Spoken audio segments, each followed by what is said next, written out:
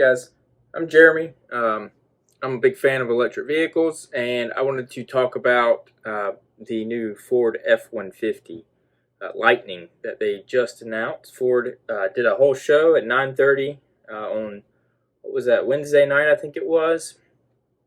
If you're new here, I typically like to document my journey buying my first electric car and all the issues and fun that I have while owning it, and kind of give some hints and tips as I learned them from owning them, as well as to just kind of document for myself later on in the future what it was like to be an early adopter of electric vehicles. Before I owned my Model 3, I owned a Tacoma. I also really liked the Ford F-150, because at that time actually the Ranger was not around at the time unless you bought an older one. And when I wrecked my Tacoma, I was fortunate enough to, well, I say fortunate enough, but I had a Ford F-150 Lariat 4x4 full cab for about 30 days, and I fell in love with it. I never wanted a full-size truck until I actually did drive it, and I really enjoyed the size, the comfort, the smoothness, the softness. To me, fully electric is the only way to drive in the future, going forward for me. So I'm really happy that Ford has kind of stepped up to release a full-size truck that's fully electric, not hybrid, fully electric. So as far as the looks go, it looks pretty much the same as an F-150 that you would buy off the lot today. It's a very similar body shape, a similar look to the front. You really can't tell the difference except for the headlights.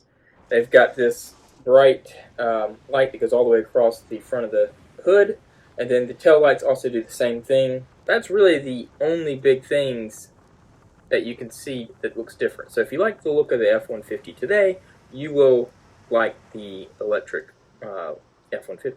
So the next thing to talk about is going to be the interior. So the interior, again, they kind of step back a little bit. They don't want to go too far off from what the current Ford F-150 drivers like, and really a lot of the market period. The F-150's always had a really nice luxury interior.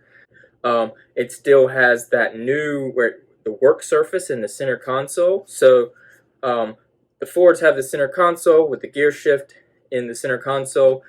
Push a button to do the work zone, and it actually lays flat, and then you can actually flip your center console over, and it comes to this long flat piece that covers the entire center console. And if you've ever been in an F-150, there's a lot of space in the center console, and so it acts as a work surface. That's really nice. The more premium options still come with the cooling seats and the heated seats.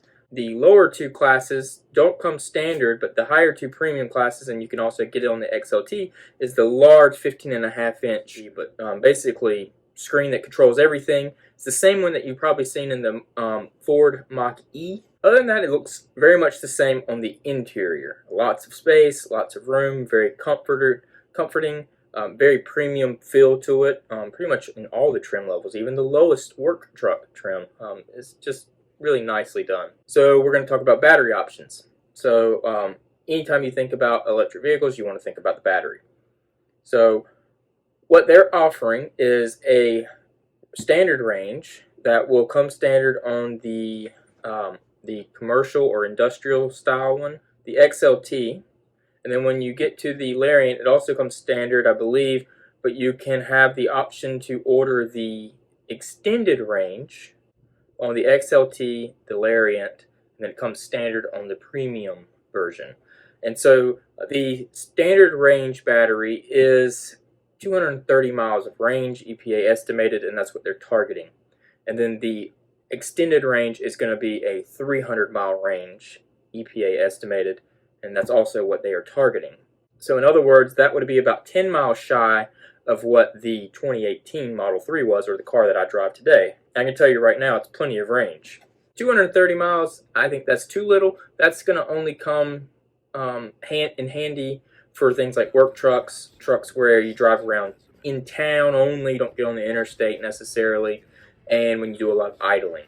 So let's talk about that real quick. So when we talk about work truck, fleet trucks, things like that, they're going to have a package that's going to start at very low price, and One of the big factors there is the fact that it's going to be 40% less maintenance. It's going to make the cost of these trucks a lot different. So for fleets, and when you own a lot of these and you're working them every single day and you're typically filling them up every day and things like that, it's going to be huge amounts of savings. So I think that's a really big deal. Another thing is it can haul 10,000 pounds. So that's a lot of weight for an F-150. You can haul that. It also has some other tricks, such as it has the Pro Hitch Assistant. So it basically helps you and tells you how to turn the wheel as you're backing up and directs you straight to the hitch so you don't need another person. It's also got onboard scales. So what this does, it tells you the weight, not just the weight of the vehicle's load right now, but also the weight of the front of the truck, because it has the front, and then also at the back of the truck.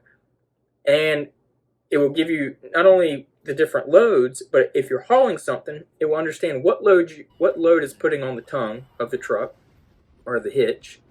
And then you can actually select what type of trailer you're hauling, whether that's a boat, a trailer, or say a camper, and you put that into the system, and it will automatically adjust your range when you're on a trip, telling you how far you can make it, and it uses altitude and the terrain and everything like that, the weather, all to help estimate how much range you actually have while you're towing that vehicle, depending on the vehicle and depending on the weight of the vehicle. Ford has thought about that because the F-150 is purchased with towing in mind, and if you're towing short distances daily, even higher loads, I don't think you're going to have an issue here. I do think that you will have range issues if you try to tow long distances at high speeds and things like that.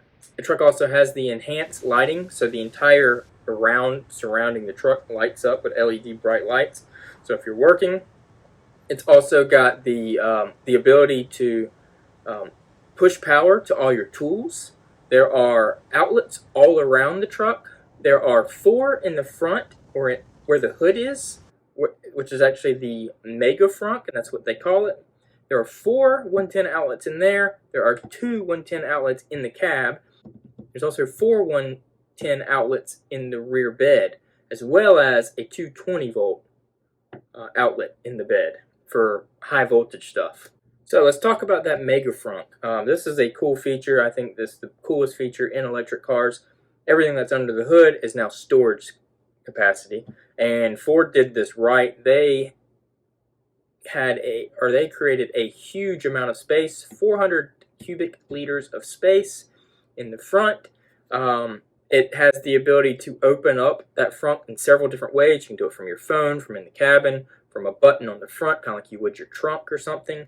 And then also from the keypad of the door. So not only is there a lot of space, but it's all sealed and it has drain plugs. So if you get something oily or nasty in there, you can actually rinse it out with a hose and it just leaks out onto the ground. You can put ice in there, you can put groceries in there, you can put beer in there if you want to for tailgates. You can put 2 sets of golf clubs in there. So anyways, there's a lot of space there, and they really did it right from what I can see. I'm looking forward to seeing more about the front trunk. Let's talk about the charging.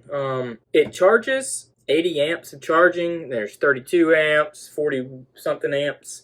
So there's high charging rates for your level 2 charging. Right now, my Tesla charges at 32 amps. It's plenty.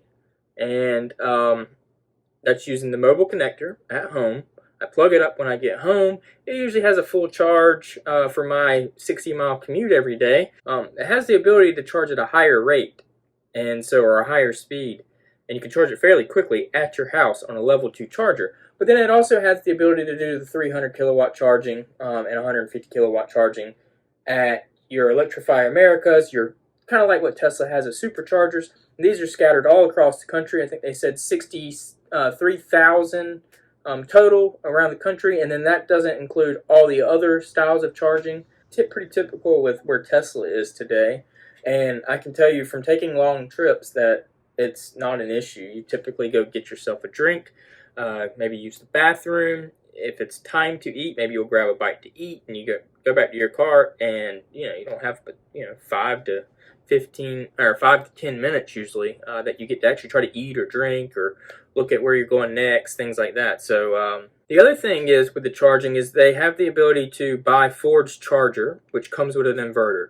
When you install this at your house, or have an electrician install this at your house, Ford has given the ability for the truck to actually push power back to the house. So what that means is, say you have a blackout, you have a hurricane, and lights go out, a flood, or maybe a polar vortex like in Texas where they had their blackout. If your truck is plugged up and it has battery charge, which it more than likely will have way more than what you need, it will instantaneously kick the power from the truck's battery, which is 9.6 kilowatts of power, and start pushing it into your home. And you can run your home off your truck. And then when the power comes back on, you can start putting power back into your truck or whatever. That is phenomenal. That means you don't need to mess with a generator. That is a phenomenal feature. Now let's talk about the powertrain. Powertrain is very different than your typical F-150. It's going to be all-wheel drive or 4x4, and it's got an electric motor in the front, electric motor in the rear, and it's got the batteries in the center. So it has a low center of gravity. You got your two things. It's got skid plates all across the bottom, kind of like your FX4 package would have on your F-150 today, and that comes standard across all the different variants. Now, the big difference on the powertrain is not just the electric motors and the batteries that are actually driving it, but the front suspension is independent suspension, as well as the rear, for the first time in an F-150, and really it's the first time in any full-size pickup truck that we've had independent rear suspension. And you're probably asking yourself, well, when I tow, is that going to cause any problems not having a solid rear axle, all that weight on it? And it won't. Independent suspension is clearly a better suspension design. Sure, it's not as much fun to do donuts in dirt because the solid rear axle is gonna, it's just fun to drive. But it is a better suspension. All functionality talking, aside, it will feel like a smoother ride, and it will be more stable. So it will be able to turn better and things like that on the road, can have better stability control and everything. So at the end of the day, you're going to end up with a better suspension that is capable, that's going to give you actually more torque. So as far as the powertrain goes, we're talking 563 horsepower, 775 foot-pounds of torque. And that's going to be on the extended range battery pack. The standard range is a little bit lower.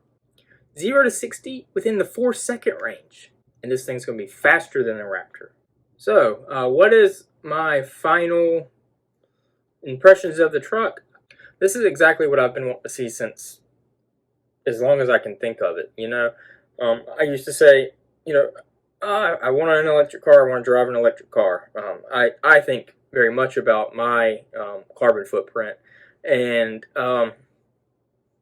something I learned about in engineering school. And so I think very highly of what I'm doing for my carbon footprint. And I've been wanting a truck, more so like a Tacoma style truck, but then the F-150 is also a big number 2 for me. So I'm happy that they're coming out with this. The Rivian's a little too expensive in my taste. It's quite expensive, but I don't know if this is going to really get any cheaper. The Tesla Cybertruck is the right price. By far the right price, the right range. Tesla does electric vehicles like nobody else. But that thing is straight up ugly, and I don't think I can buy that because it is so ugly. Also, I don't think it has a frunk, and that's a problem for me. This big frunk on this F-150 is really neat. The Rivian's got a really great storage space as well, but I've always thought the F-150 is the best looking truck on the road. The interiors are the best interiors, period, hands down, across any vehicle that's out there. It's nice to have a truck. So, I mean, you need it, I think, as a homeowner, if you're a homeowner and things like that, you do any of your own DIY stuff, having a truck is kind of a must. To me, this is exactly what I've been wanting to see. I think Ford is really putting everything they have into this. This is hard to do. Tesla's been doing this for a very long time.